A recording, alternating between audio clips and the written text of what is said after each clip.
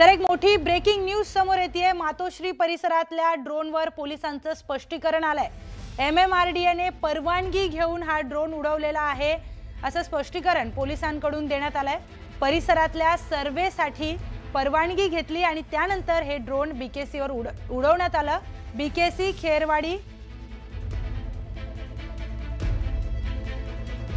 तर मातोश्री परिसरामध्ये एक अज्ञात ड्रोन दिसून आलेला आहे। या ड्रोन वरून कोणाची निगराणी ठेवण्यात येते, प्रश्न उपस्थित होतात। आपण बोलूयात ज्येष्ठ नेते सुधीर मुनगंटीवार यांच्याशी। सर, मातोश्री परिसरामध्ये एक अज्ञात ड्रोन दिसून आलाय। नाही, मी आत्ताच एका वाहिनीला सांगताना जे सांगितलं तेच तुम्हाला सांगतोय। आपल्याकडे राजकारणात राईचा पर्वत करण्याची सवय झाली।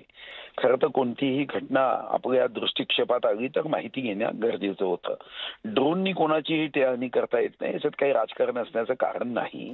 कारण ड्रोननी तुमचं घर किती मोठं आहे मोजायचं असेल तर काहीच गरज नाही, कारण ऑक्युपन्सी सर्टिफिकेट घेताना सर्व नकाशे आपल्याला मंजूर करावे लागतात। ड्रोननी तुमच्या खोलीत काय सुरू आहे हे काही समजणार नाहीये, तुम्ही कोणाशी काय बोलताय हे समजणार नाहीये, आणि अशा पद्धतीची टेहळणी करण्यासाठी ड्रोनचा उपयोग कधीच होणार नाही। तीनच गोष्टी शक्य होत्या ज्याबद्दल आता खुलासाही आलाय। एक, एखाद्या रस्त्यासाठी संदर्भात एखाद्या व्यक्तीचा ओपन प्लॉट असेल तर त्याचा ड्रोन सर्वे करण्याच्या दृष्टीने, कारण ते ड्रोन सर्वे केले जातात। एखादी इमारत करायची, आता 30 फ्लोअरची इमारत आहे तर 30व्या फ्लोअरवरून काय दिसेल, समुद्र दिसतो का, काय दिसेल, 29व्या फ्लोअरवरून काय दिसेल, याची शूटिंग करायला। पण त्याचा एक कंडिशन आहे, तुम्हाला ड्रोन उडवायला परवानगी घ्यावी लागते। त्यानंतर एअरपोर्ट असल्यामुळे अजून जास्त गंभीरता आहे। उद्या चंद्रपूरमध्ये ड्रोनची परवानगी देताना फारसे NOC लागत नाही, पण मुंबईमध्ये एअरपोर्ट आहे, थोडीशी ही चूक झाली तर आपल्याला माहिती आहे की विमानात बसणाऱ्यांच्या जीवाशी तो खेळ केला जातो। आणि म्हणून अशा पद्धतीने ड्रोन उडवणं हे अतिशय गंभीर आहे की परवानगी न घेता। आणि म्हणून जेव्हा मला विचारण्यात आलं तेव्हाच मी विश्वासाने सांगितलं की असं शक्य नाही आहे।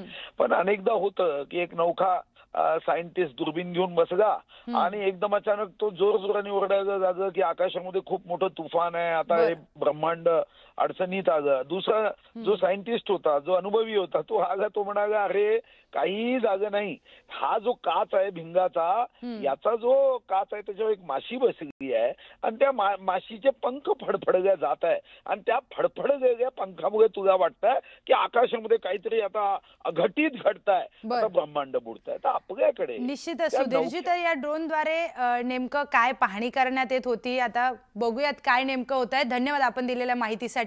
एक मोठी बातमी आता या संदर्भात समोर येते आहे। मातोश्री परिसरातल्या ड्रोनवर पोलिसांचं स्पष्टीकरण आलेलं आहे। MMRDA ने परवानगी घेऊन हे ड्रोन उडवलेले आहेत असं स्पष्टीकरण पोलिसांनी दिलंय। परिसरातल्या सर्वेसाठी परवानगी घेतली आणि त्यानंतर हे ड्रोन BKC खेरवाडी या परिसरामध्ये उडवण्यात आले।